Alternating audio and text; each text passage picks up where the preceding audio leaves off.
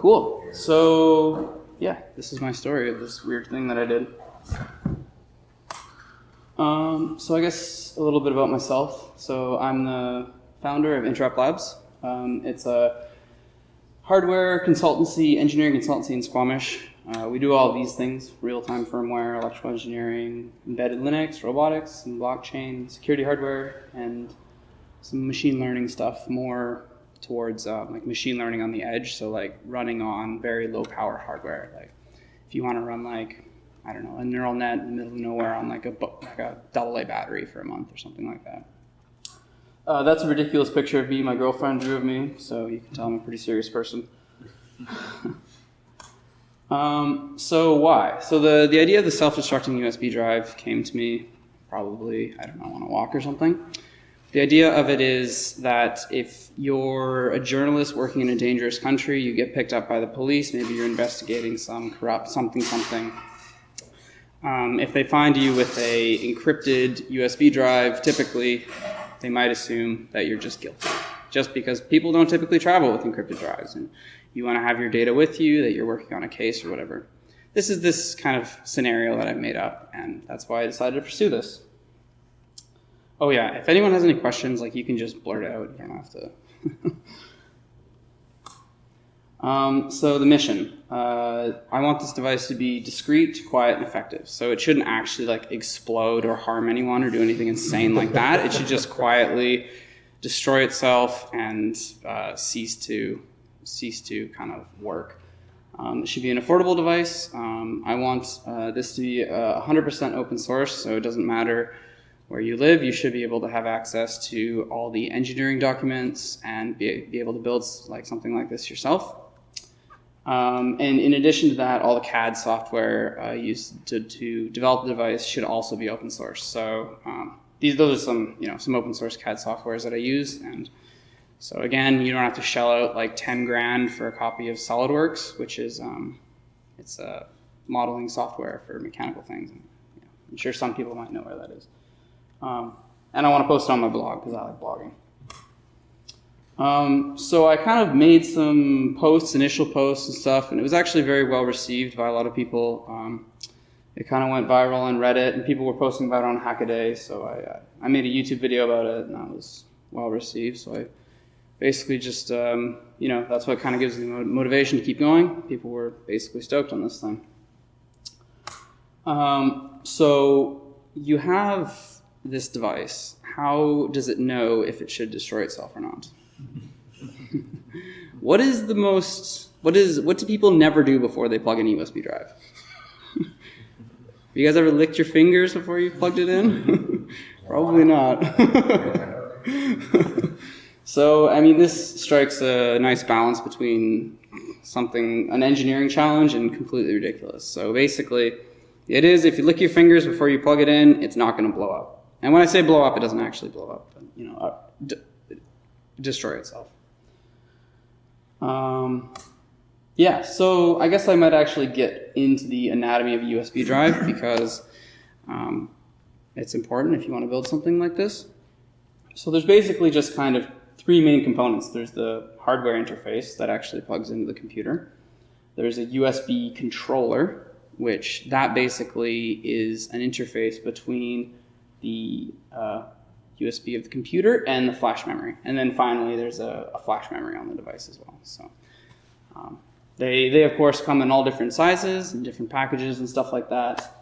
But it's actually a relatively straightforward thing. So there's typically just two chips, some capacitors, and extra parts, and then a USB jack. So yeah, so it's challenging to actually find some of these parts. Like if you want a USB controller, you can't just go on the typical sites and find them. It's challenging to find parts like that, just because there's a relatively small amount of companies that make these, and they all kind of use the same thing. Especially in this time period, like this was going to be a USB 2 device. It's not going to be USB 3. So I found this weird website that was like for repairing or like data recovery. Like it was like PC 3000 Flash Solution Center, and like it wasn't in HTTPS, and you couldn't actually get to it from the URL. You had to like go through this other weird thing.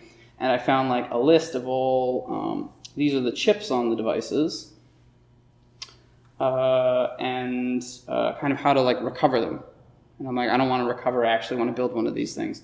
So I went through all of these different things, and I probably searched for like a couple hundred, and I eventually settled on this guy right here. So this is a SM3257EN. It's just like a USB controller, so it kind of converts the USB data and then interfaces to a NAND flash over here type of thing. So that's what keeps your memory. You kind of just give it 5 volts and everything. Yeah, so I found a bunch of these. People were selling them. They were probably confused as why I was buying them, because it's like USB 2 and like older technology. Yeah. So yeah, basically this guy, flash memory, and then there were a few other components that I needed to integrate into this drive. So there was going to need to be a microcontroller, which is like, for people that don't know, is basically like a little baby computer that you can write like a couple hundred lines of C for, and it can sample analog voltages and do different things like that. So a microcontroller, and then I was going to need some the spit detector circuitry. So is there anyone here that knows anything about hardware, or are you guys all mainly kind of software? A little bit? Oh, cool. Some people know a little bit. Okay, so that's called an op-amp. So it's a special chip that you can buy, and you can kind of configure them in different ways to do kind of different things. So this one's configured in a way to make something called a constant current supply. So based on the size of that resistor, that kind of determines the amount of current that's going to flow through this header right here. And on that header, there would be electrodes. So since you have a known current flowing through, you measure the voltage, you can then use Ohm's law to calculate the resistance of the finger. So basically, when the finger's wet, the resistance goes down. Yeah. So I kind of measured, I think like a dry finger was like 1 mega ohm type of thing, and a wet finger was like 200 kilo ohms type of thing. So like 5 times less resistance. So yeah, I built this, and is this gonna work? Oh yeah, okay, so that's no, and then I lift my finger, and the light turns on. So that's kind of cool. And yeah, I did this on a breadboard, which I don't normally breadboard stuff anymore, just because it's hard to find components that will work with it and everything. But yeah, so that worked pretty cool. And then next component would be actually like a destruction circuit. Like, how was I going to blow up the flash? And the answer is basically I wanted to give it like overvoltage. So like typically chips will have an absolute maximum rating where if you stay under them, they'll work normally. And it was the first time I read the absolute maximum rating where it's like, hey, I got to go over this. So this is a special circuit. It's called a voltage doubler. So basically, current kind of flows in here, and then you kind of twiddle this up and down, and that forces more current through this diode. And diodes only let current flow that way. So you can get up to, I think it's 5 volts here, so you can get like 10 volts here. And then you can turn on this, which is just like a switch, and that's connected to the voltage rail of the flash, and blew it up basically. Yeah, so that's how I destroyed the flash. So that's actually the render of the device, so the mechanical engineering and the thing in its case. That's the circuit board that I developed. Any questions? I'm curious, like, how far is the destruction of the memory? Yeah, everyone else on the internet was very curious about that. They're like, but if you take it off the board and if you like sand it down and use an electron microscope, I'm like, whoa, okay, hold on. So yeah, so basically I tested it a bit, and then it blew up all the chips on the board, and I'm like, oh, okay, like that one. I'm like, okay, so I replaced the USB controller, and it couldn't read memory anymore from the thing, like it was dead. That's really the best I have for you. Now, if you were to actually like forensically go in there and like put it into a like multi-million-dollar sander machine thing, like you can sand down the dies of these things and use like microscopes to look inside and recover data. Like I bet the data would still be there type of thing. Like it's not, yeah, you need to like physically blow it up or something if you wanted it. Could you just write it? Yeah, so totally. That's another possibility. Yeah, you could totally just zero it out as well, which is, yeah, that would be a great thing to do. But I didn't get that far. It's actually kind of challenging because the microcontroller doesn't speak USB through the thing, so you'd have to do a little bit more, which I didn't really get to. Yeah, because you need a driver for that memory. Right? Exactly. Yeah, you need a driver and do some more fancy stuff with how everything worked. Yeah. So where's the lick? Where do you lick that? So the idea, this render didn't have the electrodes on it, but the other side of it was going to have some holes drilled in the case and some electrodes that come through from the PCB for the licking. It sounds gross. If you lick it and then it works for a while, and then it dries. So it just checks on when it's inserted into the PC. So yeah, when you insert it, that's when it checks if your fingers are wet, and then it'll keep working until you unplug it and replug it. Type of thing. You mentioned USB 2 versus 3. Yeah. Why did you need a USB 2 device? So something happened in the flash drive industry in between USB 2 and USB 3. So like the way that things normally work is there's like silicon manufacturers, like they make chips, and then companies will buy the chips and then make products, like very broadly speaking. But kind of when USB 3 happened, a lot of the companies, the big ones like Kingston and all these drive manufacturers, they started making their own silicon. So they're not just going to sell it to random people type of thing. So I couldn't find any USB 3 flash drive controllers anywhere. So yeah, it's just USB 2. It's kind of slow. But, yeah. So I built these in my house. So if you guys, I'm not sure if anyone's familiar on how kind of circuit boards are made, but the boards go down and then you put on like a stencil, which is it's a laser cut piece of metal, very thin, and then you smear solder paste on it, and then you hand place all the components. This is just if you're prototyping. There's robots that do this when you're making like a million of them, but hand place all the components, and then those go onto a hot plate or oven and kind of melt all the solder, and then you have your boards. That was done in my kitchen. My girlfriend loves that. I reflow circuit boards in my kitchen. Do you do it in the oven? No, it's like lead paste. Like it's very like gloves and like wash my hands and don't use the appliances that I use food for. So I built it and I plugged it in, and I had this is like a D message output. So basically, if people know what that is, it's like kernel logs. And like it enumerated as this basically SM3255 whatever silicon motion chip, USB mass storage device detected, yada yada yada. And I'm like, sweet, this works. But then I checked the partition table, or not the partition table, the block device table. So this is like this shows basically these are physical drives, and these are partitions on the drives. Everybody probably doesn't know about this type of thing, but this was mine, and it says there's a device, but there's like no blocks on it. And I tried to partition it, and it just didn't, it basically didn't go at all. And actually, this is the exact same, these logs are the exact same logs if you buy like one of those USB SD card readers and plug it in without an SD card in it. Exact same. So I'm like, okay, there's something going on the actual USB controller chip. And I need to somehow like program it, or there's some firmware aspect. And I was like hitting my head against this because I'm like, shit, like I got so far on this, but it's not showing up properly. And then I found this sketchy Russian site, which this like, it was a bunch of people speaking in Russian talking about recovering their drives, like recovering their USB drives, and they all had this this SMI, which is the chip maker type of thing.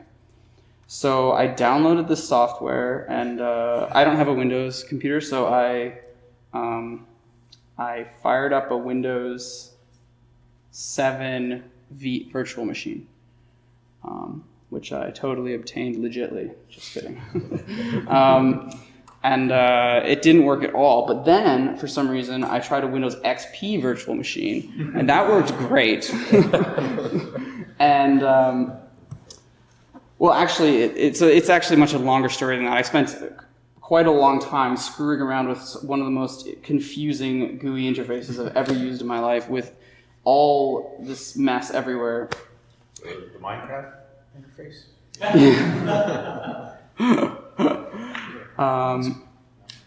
But I eventually finally got to spit out something, and then I took that string and put it into Google, and I found another sketchy Russian site which gave me another piece of software, which then actually was able to provision the drive, which, and then I could actually format it, give it a partition, put data on it, and run a bunch of tests and make sure that there's no bad blocks and all the memory is working type of thing. So what did that do? So this did some magic that I can't quite explain, but basically it communicated. Yeah, it communicated.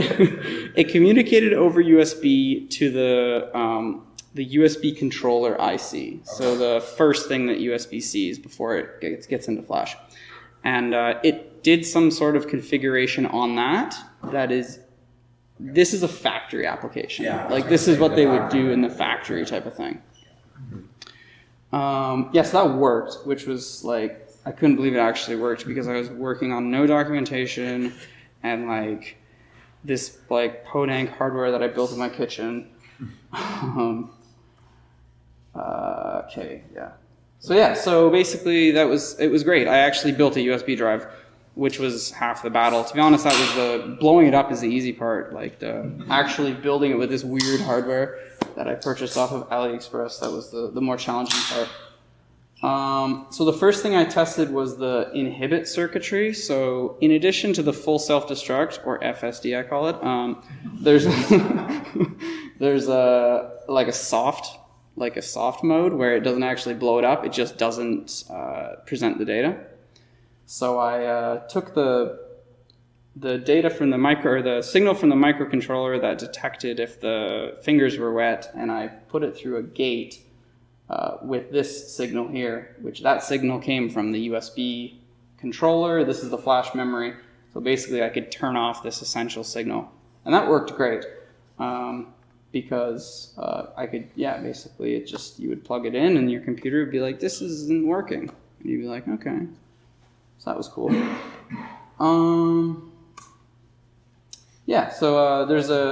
This is kind of just a random picture. So that's the microcontroller there. And to get the code on it, I kind of soldered down a programmer to put the code on there.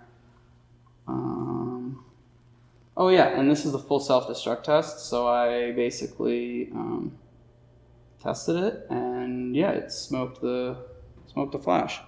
It didn't work anymore. So that was cool.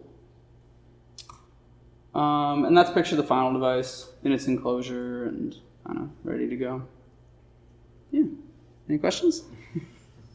How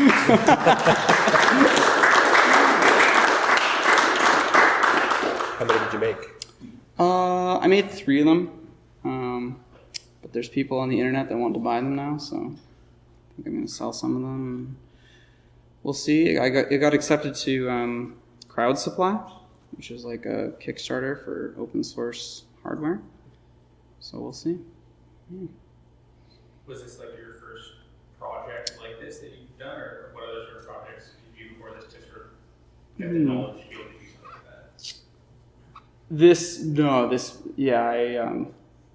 This would be like in the dozens of little hardware devices and security stuff.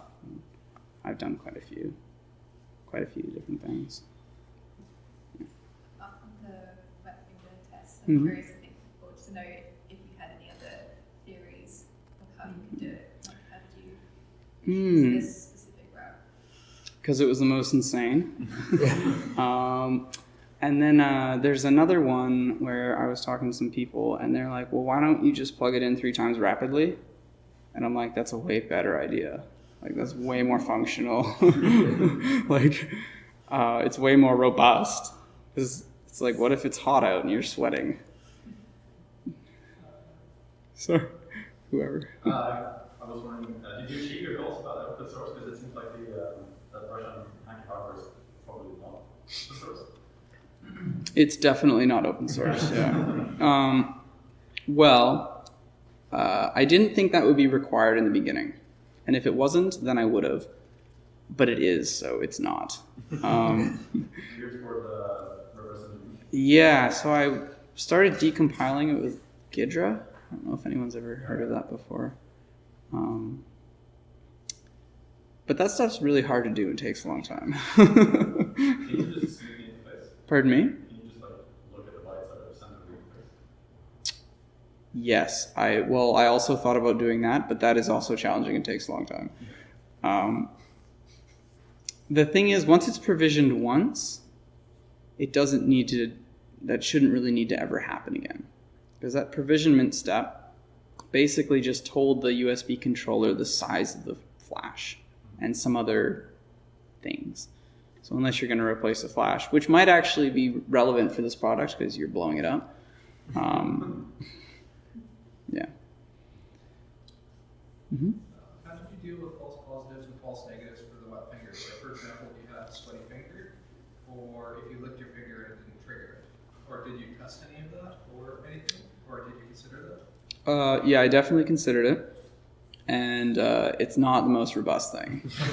So I think, to be honest, like if there's enough people that actually want to buy this, I'm just going to use that 3 plugin method that I was talking about. It sounds way better. Do you have one that we can look at? Oh, I wish, actually. To be honest, like, yeah, I kind of scrambled out of the house before I came here. And is there a reason why you couldn't buy a USB 3 and just take it apart and add what's necessary to blow it up?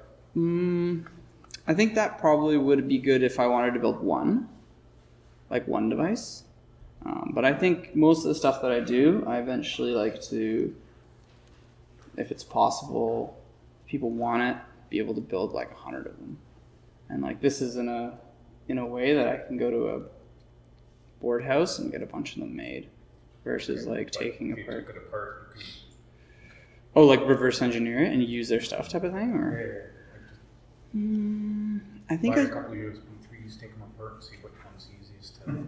Yeah, that's not a bad idea. I mean, Or even USB 2s if you're having a hard time getting the controllers. yeah, totally. You may not need that Russian software. Yeah. I mean, I invested so much time in the getting this thing to work in the Russian software. Something called a fallacy.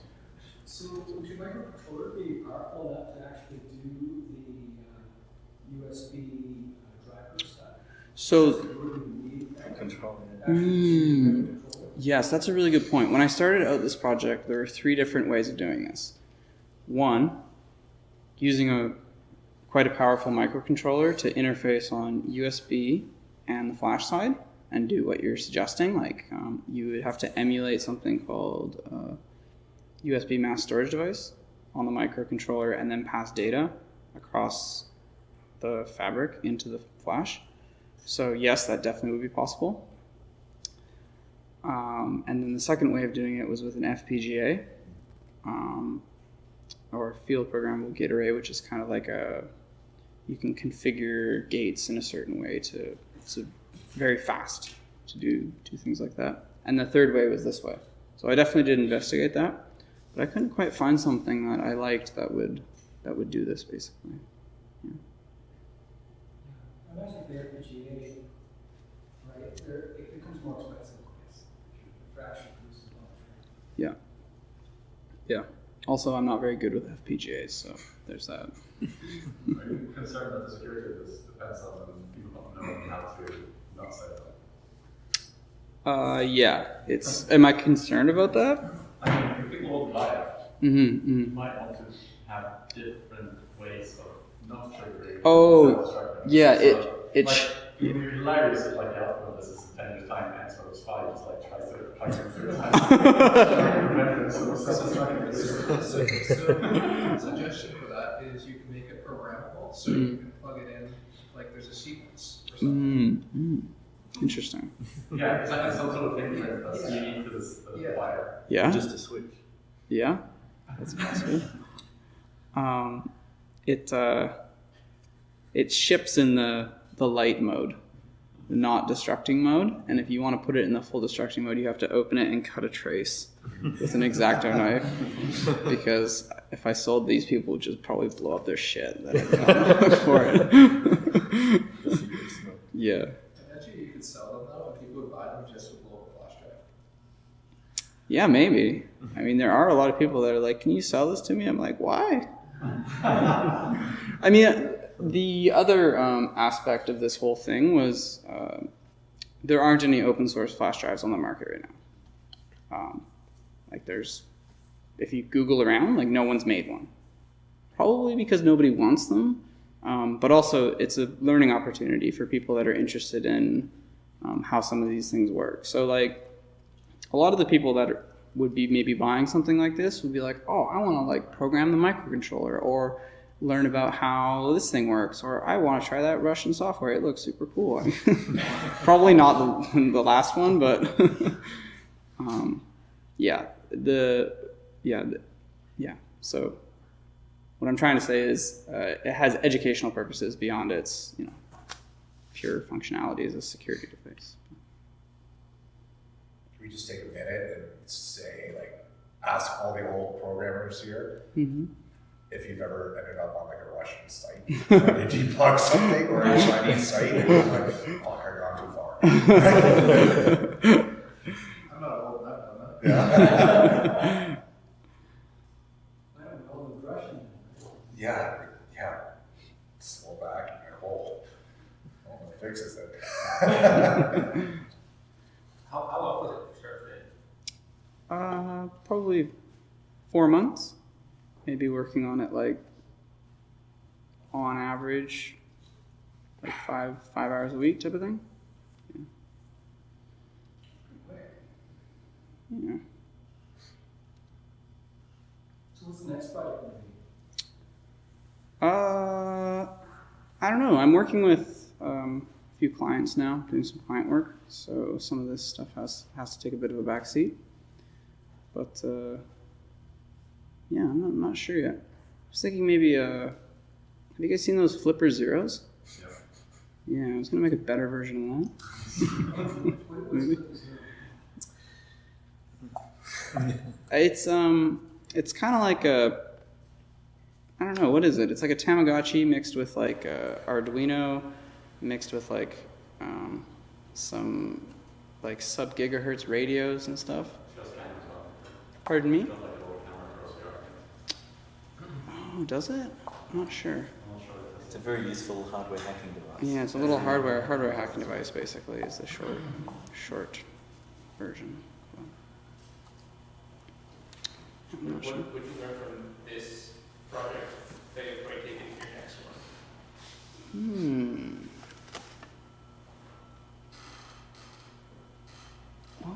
How to buy a Windows XP license? Yeah. Yeah, that's it.